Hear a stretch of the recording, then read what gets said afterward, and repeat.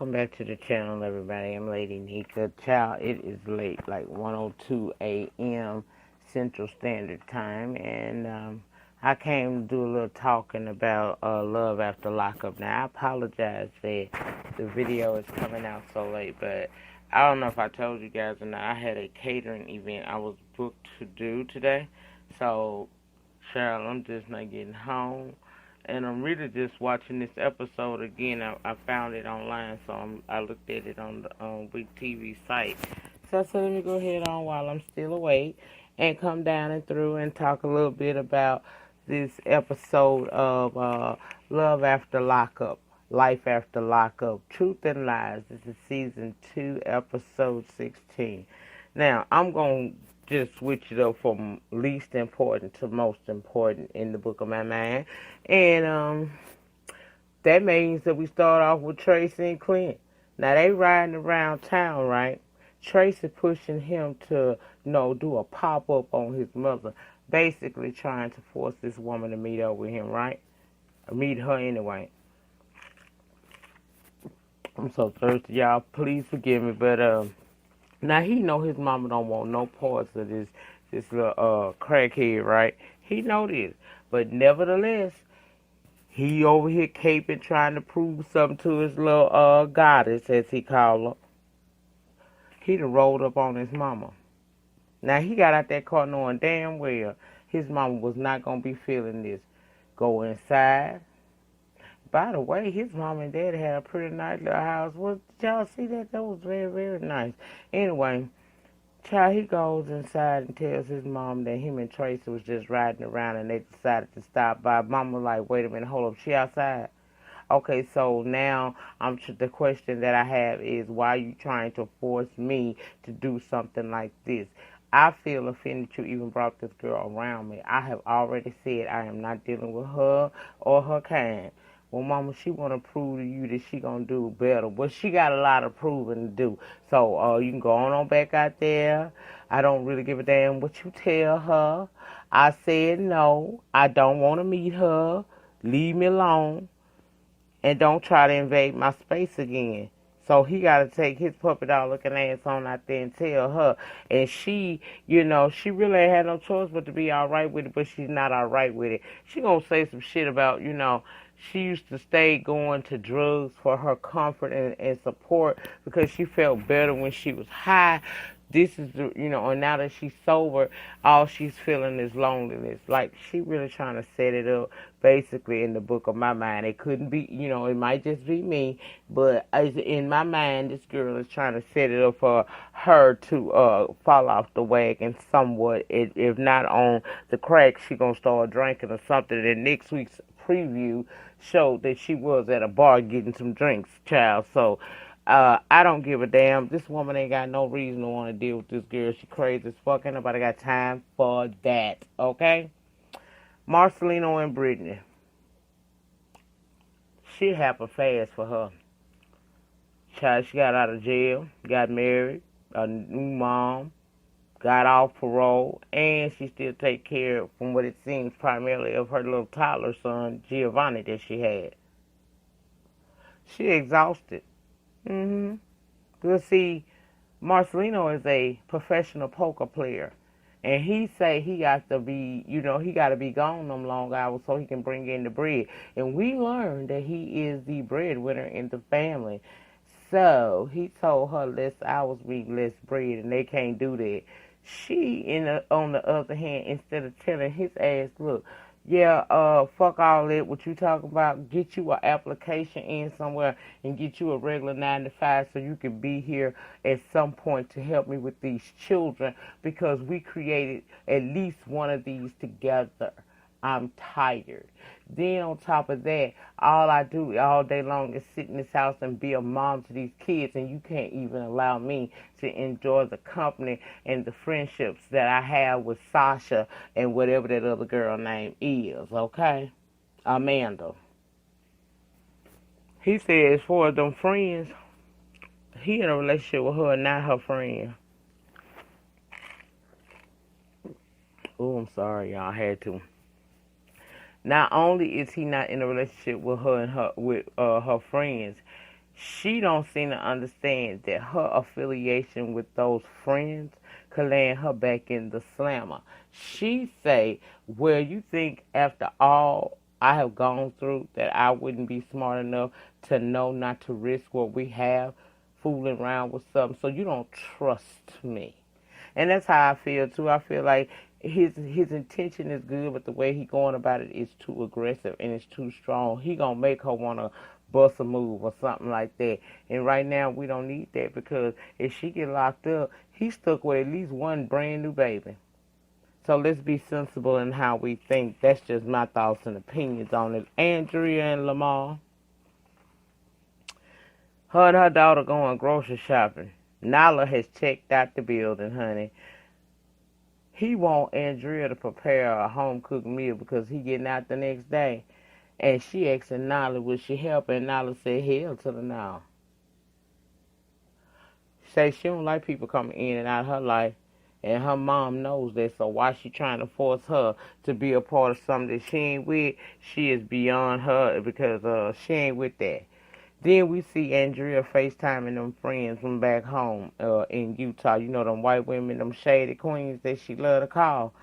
She telling them that Lamar coming home tomorrow, and Nyla is emotional about it, because she had walked off. They on FaceTime. She spoke and then she walked off. So her mama saying she emotional because before he went to jail, they bonded. They bonded so much that she was considering taking on his last name. And a few days after they started talking about that, he went back to jail, and she basically got her heart broke. Then this woman starts to act crazy, child. She talking about, he broke my baby heart. She said she don't even trust African American men, and went to crying. First of all, I can understand how separation by incarceration can cause some infiltration to go on inside your camp. But if you're a strong sister, you know how to hold it together. And not only do black men go to jail, so she can't totally use that as her reasoning for not trusting men. I would rather her say, I don't trust men because I'm watching what my mother is going through, opposed to putting it into one gender because more than black men go to jail. You're offended behind this black man who has hurt your mom. All black men don't go to jail, honey. So when her mama went to breaking down and shit, making a scene, she come over there and tell her she alright because Andrea apologizing to her child. I said, oh, this is shit is so dramatic to me. So dramatic, child. Now, later on in the episode, we see Andrea go to pick Lamar up from jail. She knows when he she said when he got out the first time, he was working and he was going to school. And she basically was the perfect Mormon wife she always wanted to be. She was a stay-at-home mom. That's what she said. Then he went back to jail, and she had to horse find work so she can support the kids and the family. She learned the LA traffic, and it all made her stronger. She ain't the same demure, complacent ass, submissive ass wife. She's a much stronger woman today, and Lamar gonna have to accept her for that. Now we get to the jail. This fool comes out the building, right? They got a line of payphones, which threw me, child. I did not know nowhere in America they still had payphones, but I guess they do. In LA County, we saw at least 4 or 5 payphone machines. So when them dudes get out from behind them balls, I'm assuming that they can just simply go to the payphone and it's going to let them use it for free. Because what coin did he put in that machine? Did y'all see the thing? I ain't see shit. He called. Now, she right across the street from him, but behind him. He looking across the street calling her. She able to play with him and tell him, child, I thought today the day you got out, I didn't know that. So he thinking like, damn, she ain't there. She eventually tells him that, I'm here, turn around, look across the street. He finally see her good. He come up to her, but he keep asking her about his car. Did you drive my car? Where you at? Where's my car? Child, her feelings hurt because she don't feel appreciated. When the first thing he got to say to her is, about his car. No appreciation for the fact that she done stood by him through not one but two jail sentences. She tells his ass just to get under his skin. Well, times got hard and we had to sell your car. That dude said, why you ain't sell your car? She said, because I need to get around. He said, look, you know I grew up, I ain't have a whole lot. And my beings, I work real hard for my beings. So, you know, I hear what she's saying and everything, but he feeling some kind of way because he thinking his car done been sold, right? Child, he briefly discussed knowing that he has to rebuild his relationships with his children and his friends and family. But he talking about he can't take rejection. Well, your child, you reject them every time you go back to jail. How about that? I said just foolery. Just foolishness, honey. Just foolishness. They pull up. He see she didn't sell his car after all. He happy as hell. Now, he ready to go up in his house. She know them kids up in there. Them kids is not going to be receptive of his ass because he done lost trust with all of them. But she talking about she hoping that they will allow him to begin to mend fences and rebuild. I said, Andrea really is slow. You know what I mean? Just slow, child. Let's talk a little bit about Liz and Scott. Child, they killed me. Both of them go on their dates. Now, Liz is snatched to the gods. Yeah, baby. She snatched to the gods. She getting ready for her blind date that she done met off the internet. She FaceTiming Jasmine while getting ready. On the flip screen, Scott done, you know, got spiffed up himself best way he can, I reckon, and he got a bouquet of flowers on his way to meet his new blind date that his friend Charlene set him on, and child up on him comes Miss Chocolate, aka Alexis, arrived, and you could tell he a little nervous. And Lizzie is at some restaurant waiting on some dude that eventually shows up. He white chocolate, she look like he real young. His name was Noah. Now Scott finally decides to get a woman the flowers he done brought, and then start just telling his damn business. Like for real, yo, talking about his last girlfriend got his ass for thousands of dollars, and child how old girl just sitting there looking at him like she taking this shit in, and she just outdone. Lizzie done told Snowflake that she was in prison for 10 years and he looking like date over. Scott over there telling Alexis that Lizzie broke over him because he had no money, but he was still giving her money to get started on her feet because he promised that. So she say, so if you promise me to help me get my yoga business off the ground, you do that even if we lose contact with one another. I could just pop up 4 or 5 months later and you would help me even more.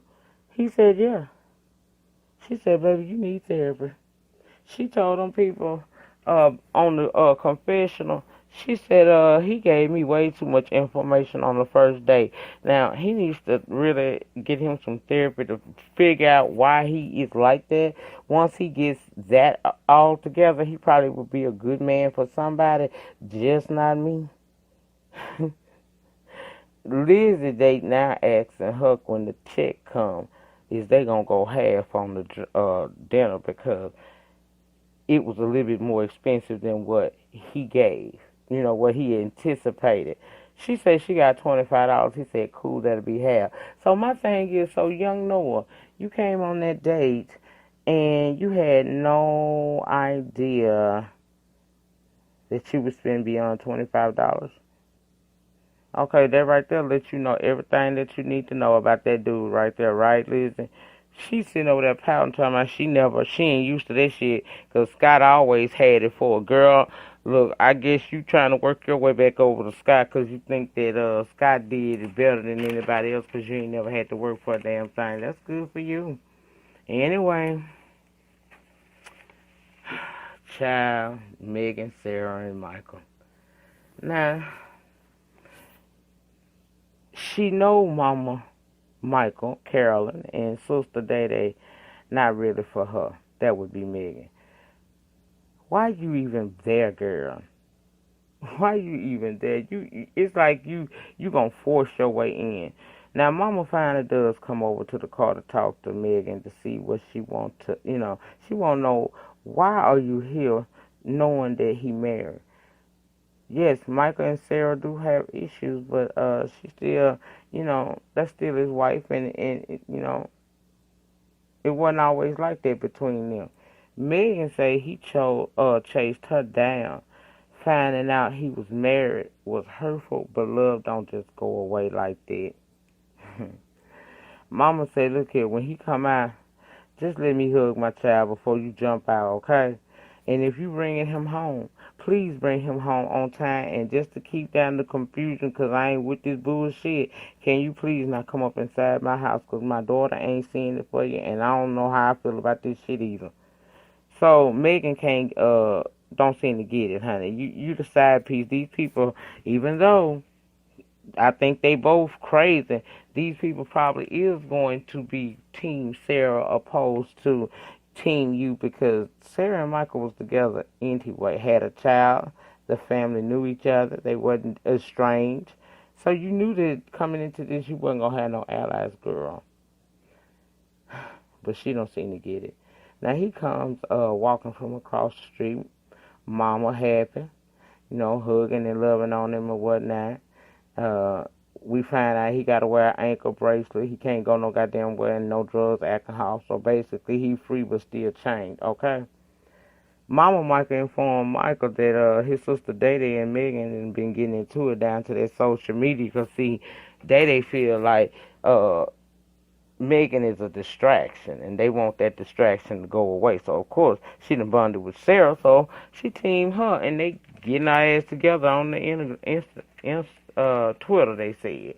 Now Mike and Mike and Megan finally talking. He's saying that he lied for his to her for his daughter. He hid Sarah because he kept saying it was because of Aviana child cheese. She still ain't revealed this secret that she got child, not yet, okay? Later on, we see Megan and Michael having lunch together, and she wanted to know why he kept lying. He said he only thought of Aviana, not their marriage. She wanted to know if he's hiding anything else, like how many others were there, because Sarah said that you cheated multiple times, and he admitted that he and Sarah was going through some things, and he's cheating on her. But he basically saying that he ain't trying to, they was going through shit. That's why he was out there wilding out, but he ain't been wilding out on her.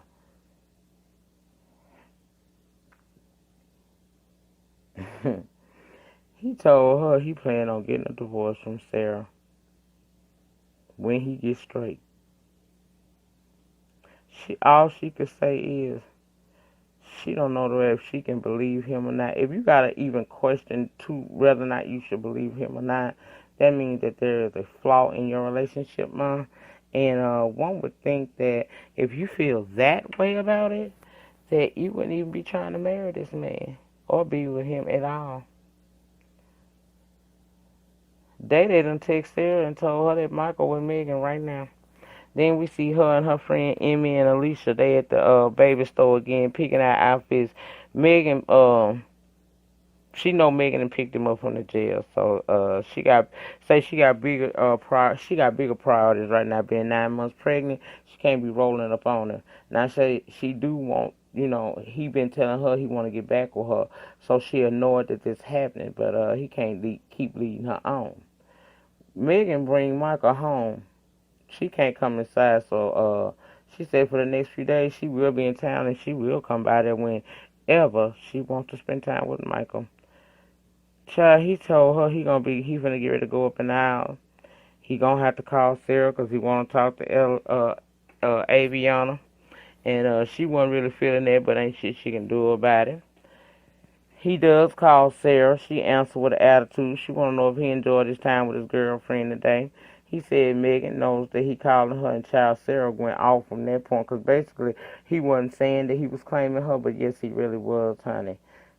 She was going off talking about these last few months. You've been telling me that you want to get back to me and have our family, yada yada yada. But yet this trick still coming around. You know, you playing games. Oh baby, she was going off. Do you hear me? She was going off, honey. She ended up hanging up on him, child. Uh, she playing her. Both these women playing themselves, and I don't know if they doing it for a little fame and a couple of dollars, because I know We TV ain't paying them a whole lot. But this is just an excerpt of how many women allow themselves to be played by these men. Not necessarily always in a jail situation, jailhouse love triangle, but sometimes in life, a lot of women do allow themselves to get caught up in shit like this, and it's a shame, you know what I'm saying? It's one thing about me that I do have a lot of, and that is that thing called self-love, honey. I love me some me. Now, I don't give a damn who don't love me outside this world.